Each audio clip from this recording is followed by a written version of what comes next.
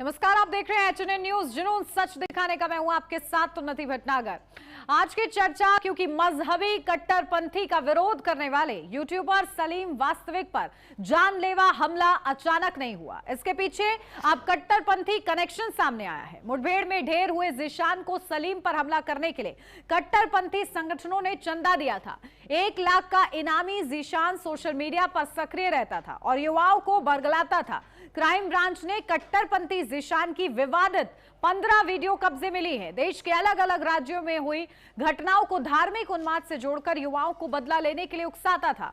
तो वहीं इस पूरे मामले के तार पड़ोसी मुल्क तक भी पहुंचे हैं, जहां आरोपी जीशान पाकिस्तान के एक यूट्यूबर के संपर्क में था और इसी के उकसावे पर वारदात के लिए तैयार हुए थे। पाकिस्तानी यूट्यूबर मोहम्मद अहमद बरकती ने सोशल मीडिया प्लेटफॉर्म इंस्टाग्राम पर एक वीडियो जारी कर इस हमले की सार्वजनिक रूप से जिम्मेदारी ली है। चौंकाने वाली बात तो यह है कि हमले से ठीक 2 दिन पहले बरकती ने एक वीडियो के जरिए सलीम को जान से मारने की सीधी धमकी दी थी।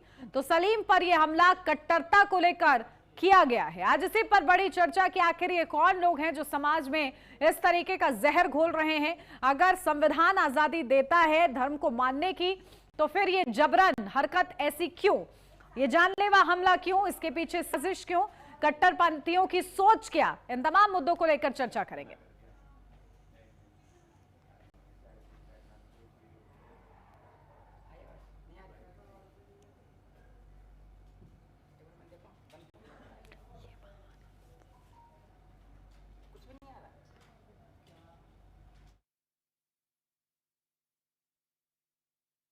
कट्टरपंथी संदेशों से भरा जीवन जीशान का इंस्टाग्राम जो कि अब सामने आया है। इस्लामिक स्पीकर और पाकिस्तान तक कनेक्शन सामने आया है।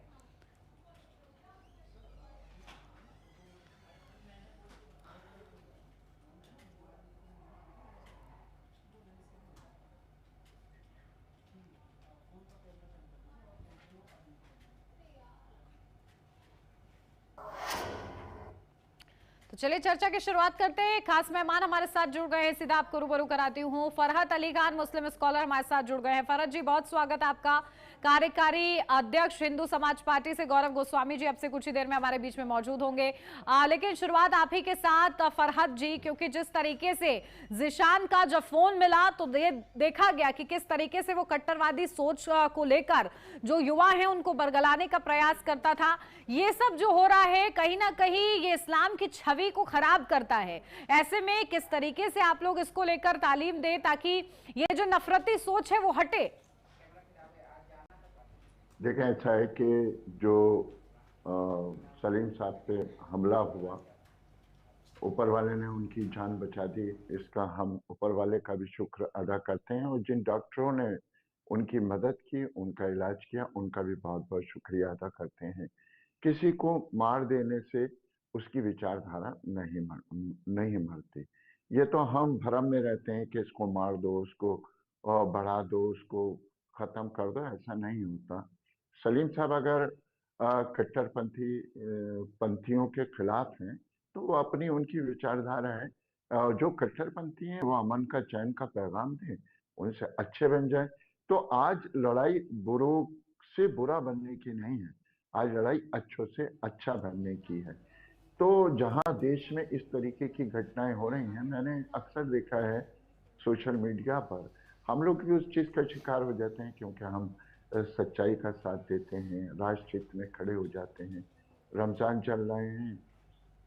सबसे पहले तो मैं, कल होली है, होली की आपके चैनल के माध्यम से सभी देशवासियों को मुबारकबाद दे दूं। रमजान चल रहे हैं, रमजान में झूठ नहीं बोलेंगे। जैसे कि योगी सरकार ने कहा कि लाउड स्पीकर नहीं बजना चाहिए, तो लाजमी सी बात है, रोजे हम मुसलमान रख रहे हैं, दूसरे लोग आराम से चैन से सो रहे हैं, तो उनकी नींद नहीं खराब होना चाहिए। बड़ी जिम्मेदारी के साथ आपके चैनल से बयान दे रहा हूँ। अब फिर आ जाती है सलीम साहब की तरफ के। सलीम साहब अगर एक्स मुस्लिम है तो उनका अपना हक है, वो उनको ऊपर वाला समझेगा कि उनको क्या किस स्थान पर रखना है। हो सकता है वो हमसे अच्छा काम कर रहे हैं सच्चाई को सामने लाने का। तो मैं ये मानता हूँ कि सलीम साहब की सेहत के लिए यहाँ पे दुआ भी करता हूँ। और जो कट्टरपंथी योगी सरकार में पकड़े गए हैं, मैं कहता हूँ उन्हें सख्त से सख्त सजा मिले, कहीं ऐसा ना हो कि दूसरे सलीम हम हों, क्योंकि हम लोगों के ऊपर भी हमले होते रहे हैं। हम अपनी पीड़ा नहीं बयान करते, ना हम बयान करना चाहते, क्योंकि हमारा सबका मानना है, हमारे पूरे देश में हर आदमी का, कि हमें एक दिन मरना है। अब वो किसके हाथों मरना है या कैसे मरना है, ये तो ऊपर वाले ने लिख रखा है। लेकिन मैं इनकी घोर शब्दों में निंदा करता हूँ और उनके बड़ों से कहता हूँ, जो उनके माँ बाप हैं, कि देखो बच्चे ने ऐसा करके आपके पूरे खानदान को दोषक बना दिया। अब आप पुलिस और कचहरी के चक्कर लगाते रहिए। जरा सी आपकी लापरवाही ने किसी बंदे के ऊपर हमला कराया, और वो हमला उसके ऊपर नहीं हुआ बल्कि आपके ऊपर हुआ, क्योंकि आपके बच्चे, आपके जो चाहने वाले हैं, वो जेल में हैं। जी बिल्कुल फरहत जी, बहुत ही जिम्मेदारी के साथ आपने अपना पूरा वक्तव्य रखा है और इसलिए मैंने धैर्य से आपको सुना भी है। और यही सोच चाहिए आज के समाज को अगर सुधारना है तो, क्योंकि जिस तरीके से नफरती जहर बढ़ता जा रहा है, ये कहीं ना कहीं हमारे जैसे युवा जो हैं खास तौर से उनको बहुत ज्यादा खराब कर रहा है। और इसके लिए क्योंकि आप मुस्लिम स्कॉलर हैं, तो क्या तालीम किस तरीके से दे, क्योंकि ये लड़ाई सबकी बन जाती है, ना केवल एक धर्म की बनती है बल्कि आपकी भी बन जाती है, जो कि इस धर्म को कहीं ना कहीं बदनाम कर रहे हैं, उसकी छवि खराब कर रहे हैं। देखिए, ऐसा है कि जो हमारे गैर मुस्लिम हैं, वो इस्लाम को तो नहीं जानते, वो कुरान को भी नहीं जानते, वो हम जैसे चेहरों को जानते हैं कि या मुसलमानों को जानते हैं। तो ये देखना है उन्हें कि मुसलमान कितना अच्छा बनेगा। आज मैंने फिर कहा, आज मुसलमान को जद्दोजहद करना चाहिए अच्छे से अच्छा और बेहतर से बेहतर बनने का, ना कि किसी के दुश्मन पर अटैक करने का। तो मेरा तो अब हाथ जोड़ के तमाम जो मुस्लिम समाज है उससे निवेदन है कि ऐसी गलतियां ना करें, जिससे हमारे मुल्क में इस्लाम और मुसलमानों को शर्मिंदगी हो। बिल्कुल यही अपील देखिए हर कोई करता है। ठीक है, हमारे साथ गौरव गोस्वामी जी कार्यकारी अध्यक्ष है हिंदू समाज पार्टी से, वो भी जुड़ गए हैं। गौरव गोस्वामी जी, बहुत स्वागत आपका।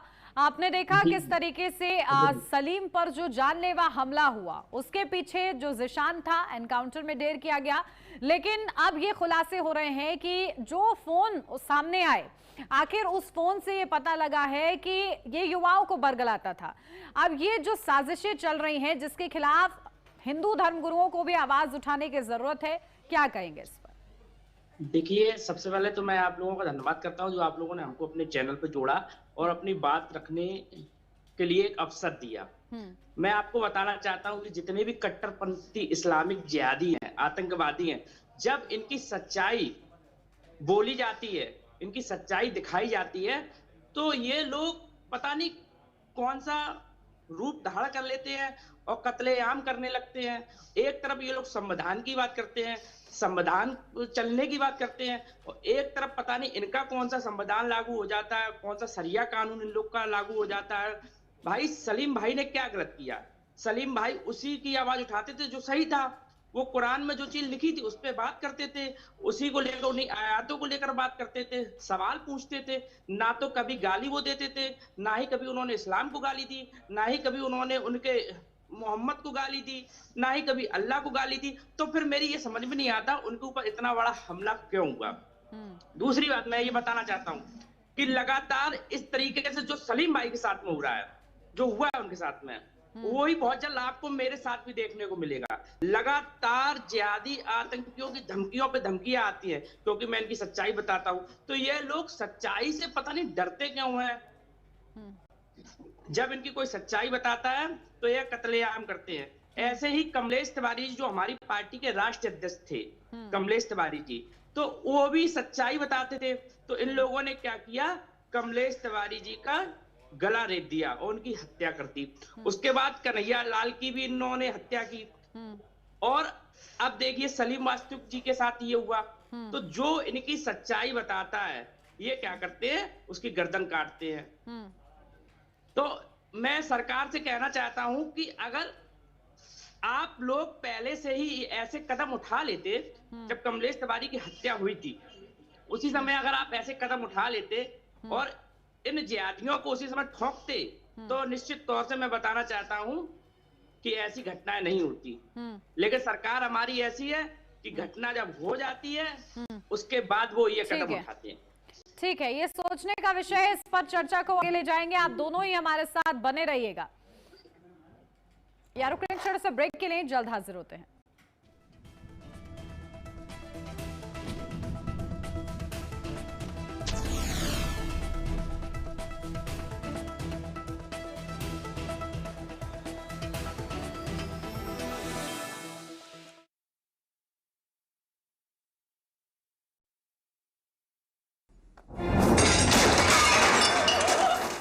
फर्श की टाइल्स को चेंज करो, बड़ी स्लिपरी हैं। थर्मोकूल वॉशिंग मशीन। थर्मोकूल, इंडिया का नया अंदाज। गोल्डी मसाले जहां जाएं रिश्ते बनाए। आप सभी को गोल्डी मसाले की ओर से हैप्पी होली। रिश्ते बनाए गोल्डी मसाले। आइसक्रीम खाओगी? जंगल में आइसक्रीम मिलती है। समर कूल रेफ्रिजरेटर, आप अपनी ड्यूटी निभाओ, ये अपनी ड्यूटी निभाएगा। समर कूल, लाइफ बनाए वंडरफुल। मुल्तानी कूका कॉफ सिरप, इसके तुलसी जैसे गुणकारी तत्व तुरंत असर दिखाएं और खांसी को कहें गुड बाय। मुल्तानी कूका कॉफ सिरप। दिल्ली सपनों का शहर, जहाँ मेहनत कभी नहीं रुकती, लेकिन मेहनत के बीच 2 वक्त का भरपेट और सम्मानजनक भोजन हर किसी का हक है।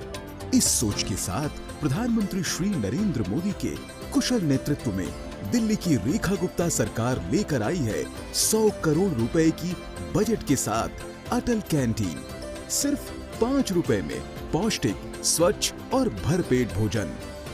किसी के स्वाभिमान को ठेस न आए कि मैं फ्री में कुछ भोजन खा रहा हूँ। वो 5 रुपए दे के भी भोजन खाएगा तो सम्मान के साथ खाएगा। गरीब भाई बेचारा खाना खा के चैन से सो जाता है रात को, और सुबह उसको पता है कि मुझे टाइम पे खाना मिलेगा। अटल कैंटीन, सम्मान के साथ सस्ता और सेहतमंद भोजन।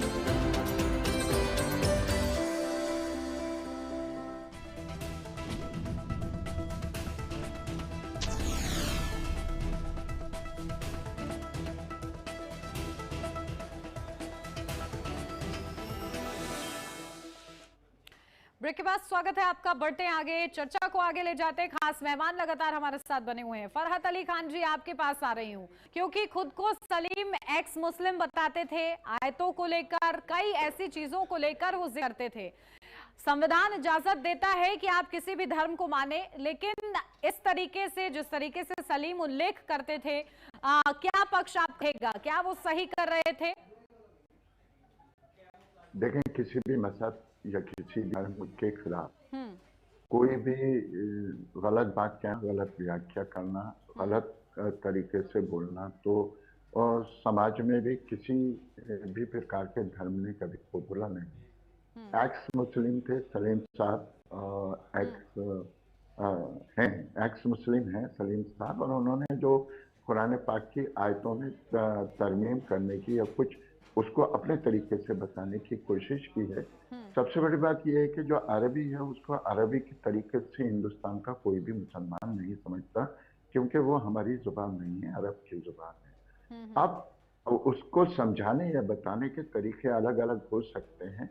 हो सकता है कि मेरी बात से वो मुसलमान इत्तेफाक नहीं करें कि ये सही बोल रहा है या गलत बोल रहा है, तो उसका मतलब ये नहीं होता।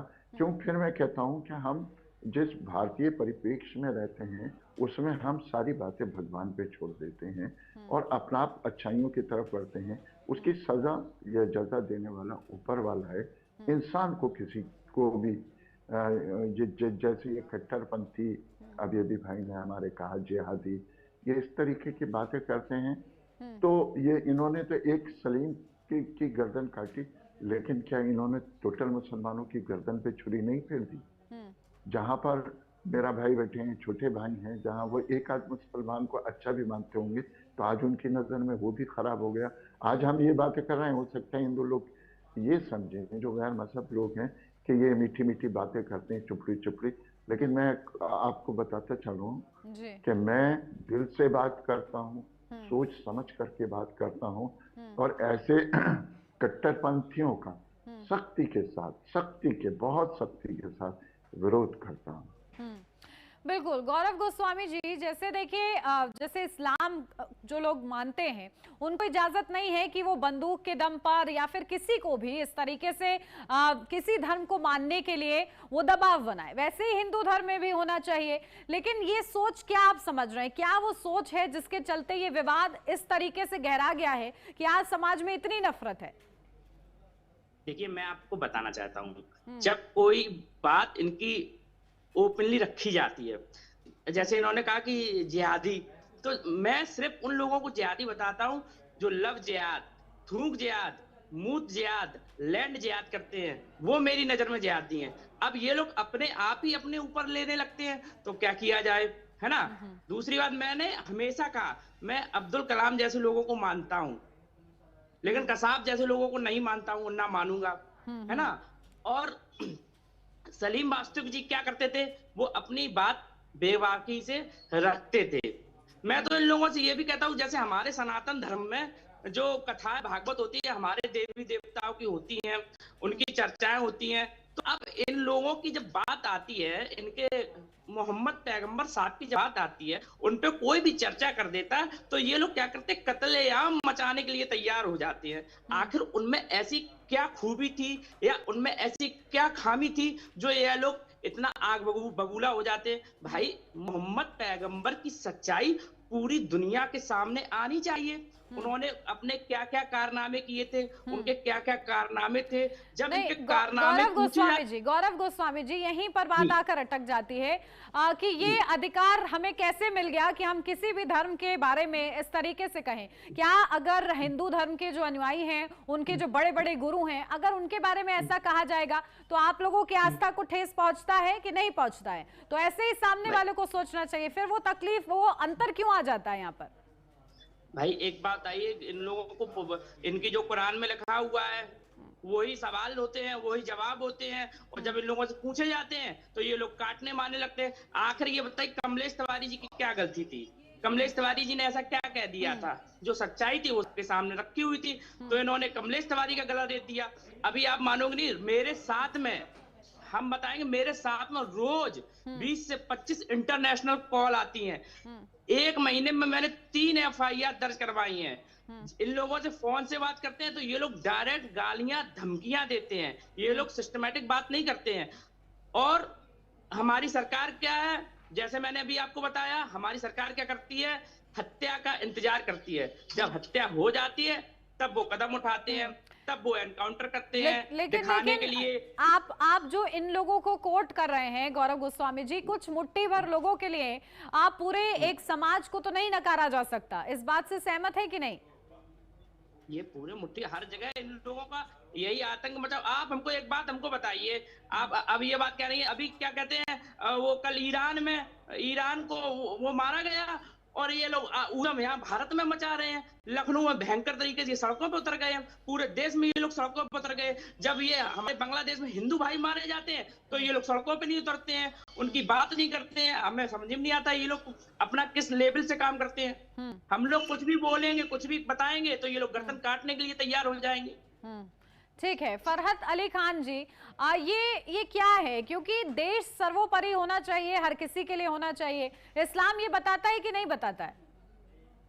देखिए, ऐसा है कि जैसे अभी भाई ने बात कही कि ये लोग ऐसे हो जाते हैं, जैसे ईरान पर हमला हुआ या बांग्लादेश में हिंदुओं पर, हमने उस वक्त में भी बांग्लादेश का विरोध किया था। आज ईरान का समर्थन अगर कुछ हमारे इस्लामिक भाई हैं, अगर वो कर रहे हैं, तो किसी भी बादशाह को, या जिसे हम इस्लामिक शहर मानते हैं, जैसे आपका नेपाल में या पाकिस्तान में कोई मंदिर है, अगर उसके ऊपर कोई भगवान ना करे हमला हो, तो यहाँ का हिंदुस्तान का हिंदू, यहाँ का हिंदुस्तान का हर नागरिक चुप नहीं बैठेगा। अगर अपने अमन के तौर पे एहतजाज कर रहे हैं तो उनकी अकीदत है, उनको करने देना चाहिए। मैं इस बात को कभी नहीं कहता, लेकिन इस्लाम का चेहरा जो है, इस्लाम जो है वो मोहब्बत का पैगाम देता है, और इस्लाम को समझना या गीता और रामायण को समझना हमारे बस की बात